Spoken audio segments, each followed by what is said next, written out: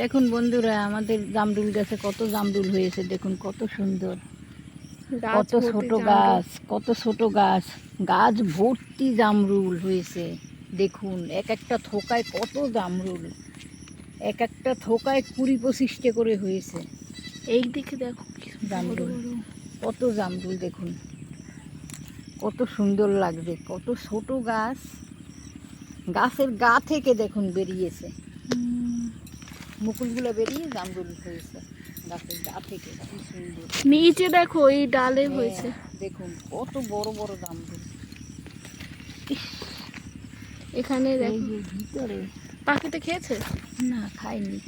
দেখো ভিতরের গুলো দেখা যাচ্ছে না। এই যে ঢাকা পড়েছে অনেক জামরুল, এই অনেক জামরুল হয়েছে।